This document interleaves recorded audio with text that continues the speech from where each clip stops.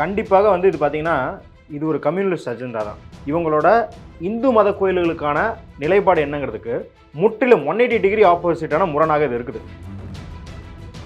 BJP ஆட்சிக்கு வரதுக்கு முன்னாடி 75% ஆஃப் த பில்ஸ் வந்து இந்த மாதிரி கமிட்டிக்கு போயிட்டு தான் வரும். ஆனா பிஜேபி வந்ததுக்கப்புறம் த நம்பர் 2021ல த நம்பர் வாஸ் பிலோ 25%. இப்போ ஜேபிசிக்கு போனனால என்ன நன்மை வந்துருச்சு? ஜேபிசிக்கு போனதுனால எந்த நன்மை பயக்கும்னு நம்ம வந்து பெருசா எதிர்பார்க்கல. இந்தியா கூட்டணி வந்து நாடாளுமன்ற கூட்டுக்குழுல தோத்துருச்சுன்னு எடுத்துக்கணுமா? கண்டிப்பாக நாடாளுமன்ற கூட்டுக்குழுக்கள் கிடையாது. நாடாளுமன்றத்திலே நம்ம தோத்துக்கிட்டு தான் இருக்கிறோம். இந்த நிறுவனப்படுத்தப்பட்ட மதம்லயே உள்ள வந்து அங்க இருக்கிற ஆபீஸ் பேரர்ஸ்ட்ட ஒரு ஊழல் இருக்கும். அதுக்கான ஃப்ரஸ்ட்ரேஷன் வந்து மக்கள் இருக்கும். அதுக்கான கோரிக்கைகள் அவங்கள்ட்ட இருந்து எழும். ஆனா இந்த முறை இஸ்லாமியர்கள்ட்ட இருந்து அப்படி எதுவும் கோரிக்கை எழுந்து இவங்க இதை பண்ணல. பெண்களுக்கு நாங்கள் உரிமை தரோம், இஸ்லாமிய பெண்களுக்கு நாங்கள் உரிமை தரோம், வக்ஃப் திருத்த சட்டத்தை கொண்டு வந்துன்னு ஏற்கனவே அதில் செக்ஷன் 14 பெண்களுக்கு இடம் இருக்கு. 9 லட்சம் ஏக்கர் வந்து வக்ஃப் சட்டம் கடியில் வருது. அதை லிட்டிகேஷனுக்கு கொண்டு வந்து அபகரிக்கிறது தான் இவங்களோட நோக்கமாக இருக்குது. மக்கள் போராட்டமாக மாறாத வரைக்கும் இது வந்து பாராளுமன்றத்தில் பாஸ் பண்ணிடலாம் அப்படிங்கிறது தான். இது மக்கள் போராட்டம் அப்படின்னா திருப்பி இஸ்லாமியர்களே இறங்கி போராடணும் அப்படின்ற மாதிரியான ஒரு நிர்பந்தம் இருக்கு. என்ஆர்சில பார்த்தோம், இறங்கி போராடினாங்க. பட் ஸ்டில் அந்த அதுதான் பாஸ் பண்ணிட்டாங்க.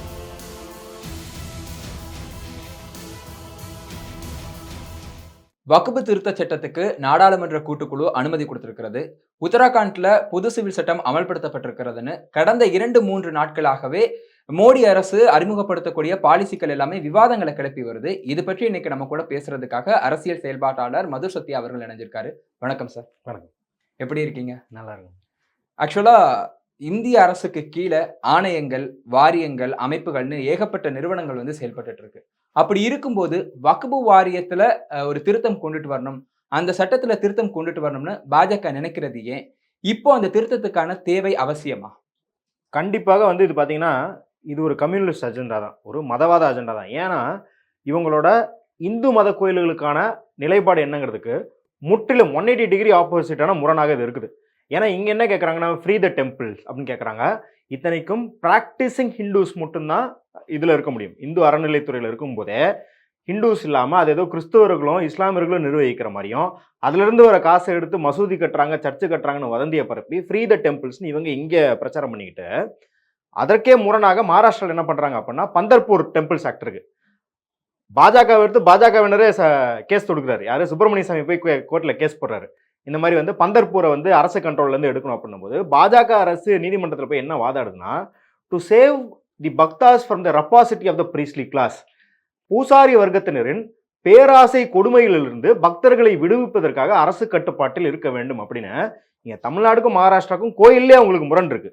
இப்படி ஒரு முரண்பாடான ஒரு இந்துத்துவ அஜெண்டா வச்சுக்கிட்டு தான் இப்போ இவங்க வகுப்பு வாரிய சட்டத்துக்கு வராங்க. இப்போ வக்ஃப் வாரிய சட்டமோ இல்லை அது வந்து சர்ச்சோ எந்த மதம் வேணாலும் எடுத்துக்கோங்க, ஜெயினிசம், புத்திசம், சீக்கிசம் எதை வேணாலும் எடுத்துக்கோங்க, இருக்கலாம். அதாவது எந்த நிறுவனப்படுத்தப்பட்ட மதம்லேயே உள்ள வந்து அங்கே இருக்கிற ஆஃபீஸ் பேரர்ஸ்ட்ட ஒரு ஊழல் இருக்கும். அதுக்கான ஃப்ரஸ்ட்ரேஷன் வந்து மக்கள் இருக்கும். அதுக்கான கோரிக்கைகள் அவங்கள்ட்ட இருந்து எழும். ஆனால் இந்த முறை இஸ்லாமியர்கள்ட்ட இருந்து அப்படி எதுவும் கோரிக்கை எழுந்து இவங்க இதை பண்ணலை. ஏன்னா இது ஏதோ என்ன சொல்கிறாங்கன்னா, வக்ஃப் வாரிய சட்டம் வந்து அப்படியே வந்து அக்பர் காலத்துலேருந்து இருக்குது, அதை யாருமே கேள்வி கேட்க மாட்டாங்க அப்படின்னு இவங்க ஒரு வதந்தியை பரப்பிட்டு இருக்காங்க. அது அப்படியே வந்து மாறா தன்மையிலே இருக்குது அப்படிங்கிற மாதிரி பேசுகிறாங்க. அது அப்படிலாம் கிடையாது. 20ஆம் நூற்றாண்டில் தான் வக்ஃப் வாரிய சட்டம் வந்தது. அது அப்புறம் சுதந்திரம் பெற்றதுக்கப்புறம் அதுக்கு ஒரு சட்டமாக ஆக்குனாங்க. 1995 ஏறக்குறைய அந்த சட்டத்தை பெருவாரியாக திருத்துற மாதிரியான முற்போக்கான நடவடிக்கைகள் கொண்டு வந்தாங்க. அதில் வந்து இன்னும் அக்கௌண்டபிலிட்டி கொண்டு வர மாதிரி இப்போ இன்னும் சொல்லிட்டு இருக்காங்க இல்லையா, பெண்களுக்கு நாங்கள் உரிமை தரோம், இஸ்லாமிய பெண்களுக்கு நாங்கள் உரிமை தரோம், வக்ஃப் திருத்த சட்டத்தை கொண்டு வந்துன்னு. ஏற்கனவே அதில் செக்ஷன் 14 பெண்களுக்கு இடம் இருக்கு.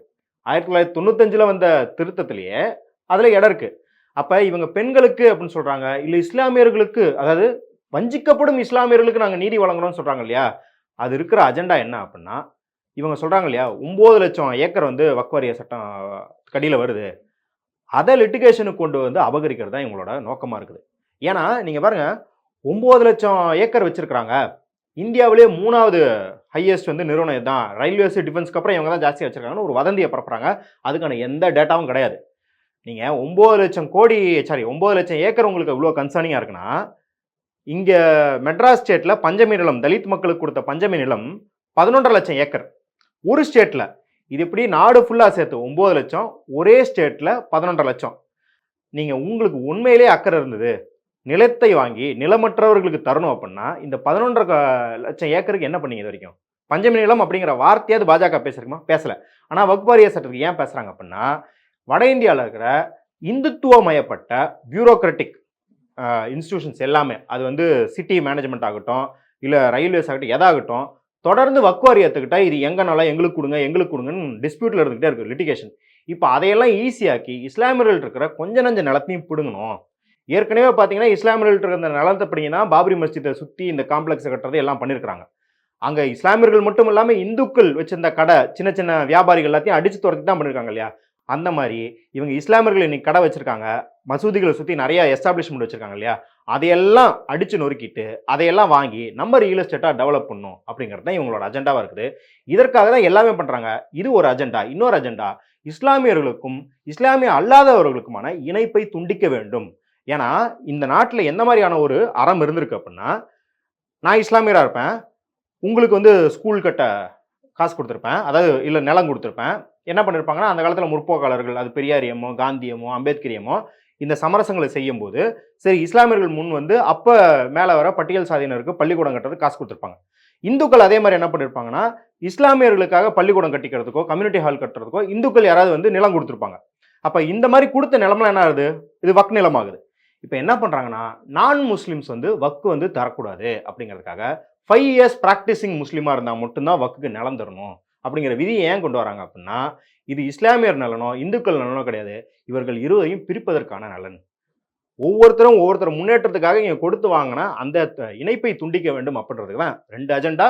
இஸ்லாமியர்களோட சொத்தை பறிக்கணும், இன்னொன்று இஸ்லாமியர்களுக்கும் மற்றவர்களுக்கான இணைப்பை துண்டித்து அவங்கள செக்ரிகேட் பண்ணணும். ஆக்சுவலா அந்த வக்ஃப் கமிட்டி வந்து இன்னெஃபிஷியண்டா வந்து செயல்படுது, அங்க அக்கௌண்டபிலிட்டி இல்லை அப்படிங்கிறலாம் 2006ல இருந்து அந்த சச்சார் கமிட்டிலே வந்து வந்துருச்சு. ஸோ அதோட தொடர்ச்சியாக தான் இப்போ வந்து அங்க மாற்றங்களை கொண்டுட்டு வராங்க. அப்படிங்கும்போது பாஜக கொண்டுட்டு வந்ததுனாலேயே இந்த மாதிரியான குற்றச்சாட்டுகளை அடுக்கி வந்து இந்த சட்டத்துக்கு எதிர்ப்பு தெரிவிக்குதா எதிர்க்கட்சிகள்? கண்டிப்பா கிடையாது. இப்போ 1995ல அந்த திருத்தம் சொன்னோம் இல்லையா, அதுவும் வந்து 1991 92ல இருக்கிற கமிட்டிஸும் மற்ற சிவில் சொசைட்டி குரூப்ஸும் எழுப்பின கோரிக்கையில தான் வந்தது. ஆனா இந்த முறை சச்சார் கமிட்டி ரெக்கமெண்டேஷன்ஸ் வந்திருக்கு இல்லையா, அந்த ரெக்கமெண்டேஷன்ஸே கூட இவங்க என்ன பண்றாங்க அப்படின்னா, அந்த ரெக்கமெண்டேஷன்ஸை பின்பற்றாம அதுல இருக்கும் குறைகளை சொல்லியிருக்காங்கல்ல, அதை மட்டும் வச்சுக்கிட்டு அந்த ரெக்கமெண்டேஷன்ஸ்க்கு போலார் ஆப்போசிட்டான வேலை பார்க்குறாங்க. இன்ஃபேக்ட் அதுல என்ன பண்ணிருக்காங்கன்னா, சச்சார் கமிட்டியில ஏகப்பட்ட நிலங்கள் இன்னும் ஐடென்டிஃபை பண்ணாமே இருக்குது. அதை ஐடென்டிஃபை பண்ணி வக்குக்காக யூஸ் பண்ணணும்னு சொல்லியிருக்காங்க. அதாவது வெளியிருக்கும் நிலங்களை இன்னும் வக்குக்கு கொண்டு வரதுக்கும், அது அதாவது ஏழை எளியவர்களாக இருக்க இஸ்லாமியர்களுக்கு பயன்படுறதுக்கும் சச்சார் கமிட்டி ரெக்கமெண்டேஷன் கொடுத்துருக்கு. ஆனால் இவங்க என்ன பண்ணுறாங்கன்னா, ஏற்கனவே இருக்கிற வக்கு யூஸ் பண்ணிருக்கிற வக்கு இருக்கு இல்லையா, அதையெல்லாம் தூக்கி மற்றவங்களுக்கு கொடுக்குற வேலையை பார்க்குறாங்க. பாரு, சச்சார் கமிட்டி குறைய சொல்லிடுச்சு, ஆனால் சச்சார் கமிட்டி என்ன தீர்வு சொல்லிச்சு, அதை எடுத்துக்கிட்டியா நீ? அதை கிடையாது. என்ன பண்ணுறாங்க, வக் பை யூஸ் அப்படின்னு இருக்கு. இங்கே எல்லாத்துக்கும் வந்து லேண்ட் டீட்ஸ்லாம் கிடையாது, எல்லாத்துக்கும் டைட்டில் டீட்ஸ்லாம் கிடையாதுங்க, எல்லாத்தையும் டாக்குமெண்ட்ஸ் கிடையாது. இப்போ நிறைய பேர் பார்த்தீங்கன்னா, நாங்கள் வந்து ஆண்டாண்டு காலமாக இங்கே இருக்கிறோம் அப்படிங்கிற நிலத்தில் தான் இருப்பாங்க. அதுவும் குறிப்பாக கோயில் நிலங்கள், இது மசூதி நிலங்கள்லாம் அப்படி தான் இருக்குது. அப்படி இருக்கும்போது நிறைய நிலங்கள், இந்த மசூதி இல்லை வந்து ஜமாத்துக்கு அடியில் வரும் நிலங்கள் வந்து ஆண்டாண்டு காலமாக அவங்க பயன்படுத்திட்டு இருக்காங்க. அது வந்து அதில் ஸ்ட்ரக்சர்ஸ் இருக்குது, மக்கள் வசிக்கிறாங்க அப்படின்றதுனால அது வக் பை யூஸாக இருக்கும். இந்த சட்டம் என்ன பண்ண முற்பட்டுச்சுன்னா, வக் பை யூஸுங்கிறத நல்லிஃபை பண்ண முற்பட்டுச்சு. அப்படின்னா என்ன, நீ ஏற்கனவே இஸ்லாமியர்கள்ட்ட இருக்க நிலத்தை, இல்லை உன்ட டாக்குமெண்ட் இல்லை அதனால நீ திருப்பி கொடு. இத்தனைக்கும் அது வந்து ஆண்டாண்டு காலமாக எல்லாரும் இஸ்லாமியர்கள்னு தெரியும், சுற்றி அது ஒரு முஸ்லீம் நெய்பர்ஹுட்டில் தான் அது இருக்குது. அது ஏதோ இந்து நெய்பர்ஹுட்டில் இருக்கிற நிலத்தை அவங்க பறித்து வச்சுக்கலாம். அப்படின்னு இருக்கிற நிலத்தையும் உங்கள் நெய்பர்ஹுட்டுக்குள்ளே போய் உங்களை பிடிங்கிட்டு வரதுக்கு தான் இந்த சட்டம் இருக்கும் இல்லையா. சச்சார் கமிட்டி ரெக்கமெண்டேஷன்ஸ்க்கும் இவங்க நடைமுறைப்படுத்தும் தீர்வு அப்படின்னு சொல்கிற எந்த ஒடுக்குமுறைக்கும் எந்த சம்மந்தமும் கிடையாது. சச்சார் கமிட்டி சொல்லிச்சா 6 மாதத்தில் எல்லாத்தையும் டிஜிட்டைஸ் பண்ணணும்னு சொல்லிச்சா, 6 மாதத்தில் 9 லட்சம் ஏக்கரை நீங்கள் எப்படி டிஜிட்டைஸ் பண்ணுவீங்க? நீங்கள் சாதாரணமாக ஒரு மதுரை எய்ம்ஸில் அந்த ஒரு நிலத்தை வாங்குறதுக்கு எத்தனை வருஷம் கோர்ட்டில் கேஸ் போட்டு என்ன எவ்வளோ வாதாடினீங்க? ஆனால் 9 லட்சம் ஏக்கரை நீங்கள் 6 மாதத்தில் வந்து எல்லாத்தையும் வந்து ஸ்ட்ரைட்டன் அவுட் பண்ணணும்னு சொல்கிறீங்களே, இது எவ்வளோ பெரிய ஒடுக்குமுறை அப்படிங்கிறத நம்ம பார்க்குறோம். இந்த சட்டத்துக்கு எதிர்ப்பு தெரிவிக்கக்கூடிய எதிர்க்கட்சிகள் எல்லாமே வந்து இதை வந்து ஜேபிசிக்கு அனுப்பணும் அப்படின்னு அங்க அவையில விவாதம் நடந்தபோது சொன்னாங்க, நாடாளுமன்ற கூட்டுக்குழுவுக்கு அனுப்பணும் அப்படின்னு சொல்லிட்டு. இப்போ நாடாளுமன்ற கூட்டுக்குழுவுக்கும் போயாச்சு. பட் எதிர்க்கட்சிகள் முன்வைத்த எந்த ஒரு பரிந்துரையுமே நாடாளுமன்ற கூட்டுக்குழுவோட தலைவராக இருக்கக்கூடிய ஜெகதாம்பிகா பால் வந்து ஏத்துக்கல. எல்லாமே வந்து பாஜக கூட்டணி கட்சிகள் வச்ச கோரிக்கைகளை மட்டும்தான் அவங்க வந்து ஏத்துட்டு இருக்காங்க. சோ இப்போ ஜேபிசிக்கு போனனால என்ன நன்மை வந்துருச்சு? இல்லை, ஆக்சுவலி ஜேபிசிக்கு போனதுனால எந்த நன்மை பயக்கும்னு நம்ம வந்து பெருசாக எதிர்பார்க்கல. ஆனால் ஜேபிசியை கொண்டு வந்தங்கிறதே ஒரு வெற்றி தான். ஏன் அப்படின்னு சொல்கிறோம்னா, ஜேபிசி அப்படிங்கிறது கடந்த 10 வருஷத்தில் அமைக்கப்படவே கிடையாது. காங்கிரஸ் ஆட்சியின் போது 2Gக்கு பண்ணாங்க, கோலுக்கு பண்ணாங்க, ஜாயின்ட் பார்லிமெண்டரி கமிட்டி எல்லாரும் அழுத்தம் கொடுத்தோடனே பண்ணாங்க. அந்த மாதிரி எந்த ஜனநாயகமும் இந்த ஆட்சியில் இல்லை அப்படிங்கிறத பார்த்தோம். இன்னும் சொல்லப்போனால் பார்லிமெண்டரி ப்ரொசீஜர்ஸ் பார்த்தீங்கன்னா ஒரு 75% ஆஃப் பில்ஸ் வந்து முன்னாடி பிஜேபி ஆட்சிக்கு வரதுக்கு முன்னாடி 75% ஆஃப் த பில்ஸ் வந்து இந்த மாதிரி கமிட்டிக்கு போயிட்டு தான் வரும். ஆனால் பிஜேபி வந்ததுக்கப்புறம் the number 2021 the number was below 25%. 25%க்கும் கீழான மசோதாக்கள் தான் கமிட்டி பரிந்துரைக்கு இல்லை வந்து ரிவ்யூக்கு போயிட்டு வந்தது அப்படிங்கிறது வந்து பார்லிமெண்டரி ப்ரொசீஜரோட ரொம்ப கேவலமான போக்கா இருந்தது. இல்ல அவங்க கிட்ட அவ்வளவு பெரும்பான்மை இருக்குங்கும் போது தானே அவங்க ஈஸியா அவ்வளவு அந்த பில் எல்லாம் பாஸ் பண்ணிட்டு போறாங்க. அதுதான் பாருங்க, அதுல பாஸ் பண்ணிட்டு போறாங்க அப்படின்றதான். நீங்க வந்து கமிட்டிக்கு அனுப்பி ரெக்கமெண்டேஷன் வாங்கல, ஏன்னா எங்கள்கிட்ட பெரும்பான்மை இருக்கு, எல்லா கருத்தும் ஏற்கனவே எங்கள்கிட்ட இருக்குன்றதெல்லாம் நீங்க சொல்லலாம். ஆனா ஆவரேஜ் டைம் ஆஃப் டிஸ்கஷன் பாருங்களேன், ஒரு பில்லை டிஸ்கஸ் பண்றது 200 மினிட்ஸ்க்கு மேல இருந்தது அங்க சராசரியா. அது வந்து 60 மினிட்ஸுக்கும் வந்துருச்சு, 60 மினிட்ஸ்க்கும் கீழே வந்துச்சு. 60 மினிட்ஸ் கீழே ஒரு பில்லு ஆவரேஜ் ஆன் அன் ஆவரேஜ்னா எல்லாருக்கும் வந்து பில்லை பாஸ் பண்ணிட்டு வந்தாலே போதும் 60 மினிட்ஸ் ஆயிரும். அந்த அளவுக்கு தான் இந்த பாஜக அரசாங்கம் வச்சிருக்கு. இன்னும் பார்த்துருக்கோம் 19 மினிட்ஸ்ல 14 பில்ஸ் பாஸ் பண்ண வரலாறுலாம் இருந்திருக்கு. அப்படி இருக்கிற ஒரு பாஜகவை ஃபர்ஸ்ட் நம்ம ஜாயின்ட் பார்லிமெண்டரி கமிட்டி அமைக்க வச்சோம் அப்படிங்கிறதே ஒரு மைல் ஸ்டோன் தான். இது ஆக்சுவலி ஒரு 10 வருஷத்துக்கு முன்னாடி இது வந்து ஒரு மைல் ஸ்டோன் சொல்லியிருந்தோம்னா எல்லாரும் சிரிச்சிருப்பாங்க. ஏன்னா இதெல்லாம் ஒரு தீர்வே கிடையாது.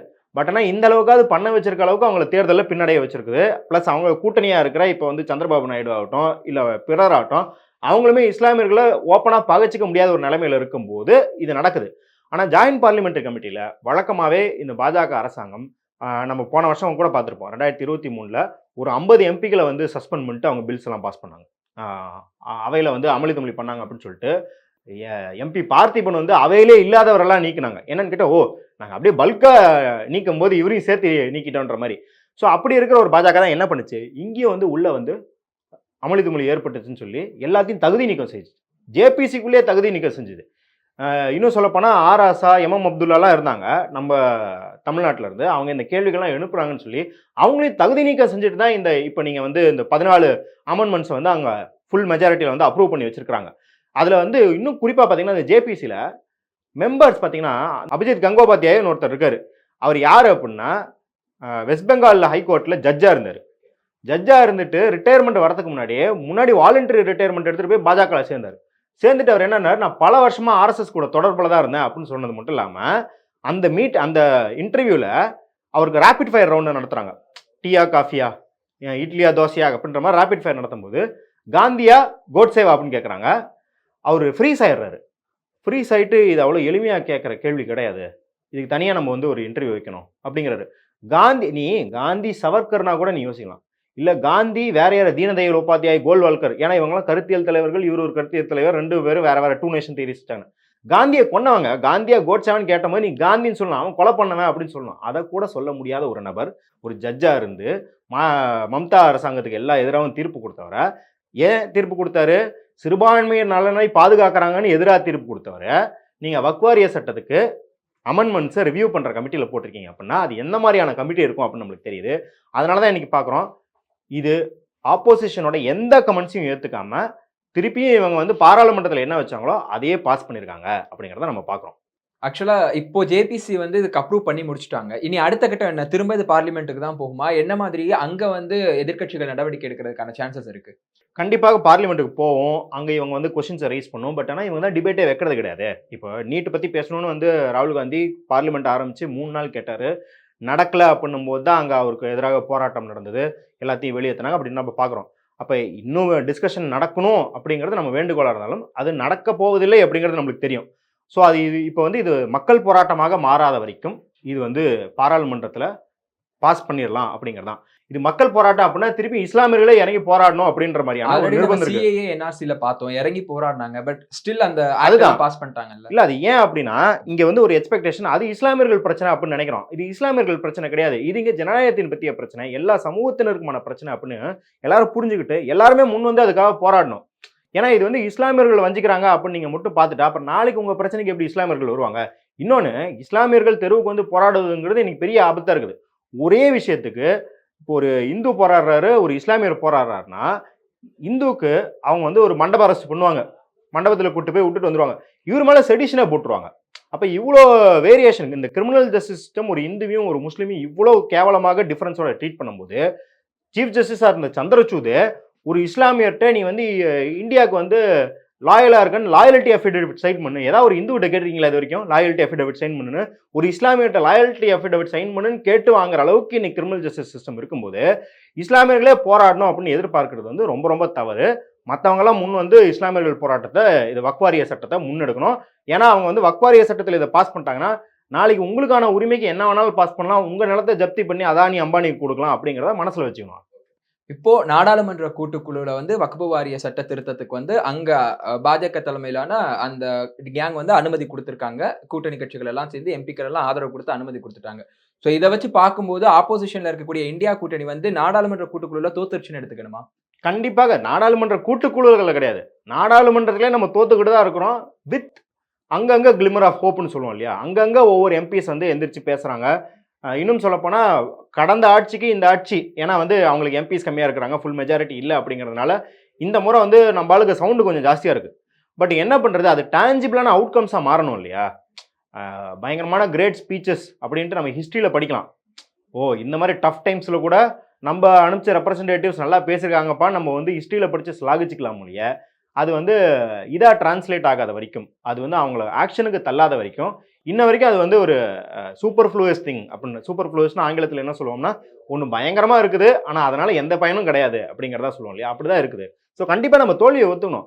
தோல்வியை ஒத்துக்கிட்டா தான் மக்கள் போராட்டத்தோட தேவையே நம்மளுக்கு தெரியும். தோல்வியை இல்லை நம்ம போய் வீரமாக ஃபைட் போட்டோம் அதனால் அவங்க தடுத்துட்டோம் அப்படின்னு நினச்சா என்றைக்குமே மக்களை பற்றி நம்ம திரும்பி பார்க்க மாட்டோம் அப்படிங்கிறத நம்ம. Thank you so much bro. இவ்வளோ நேரம் எங்கள் கூட இருந்து உங்களுடைய இன்சைட்ஸ் எல்லாம் பகிர்ந்து கொண்டதுக்கு ரொம்ப நன்றி. நன்றி.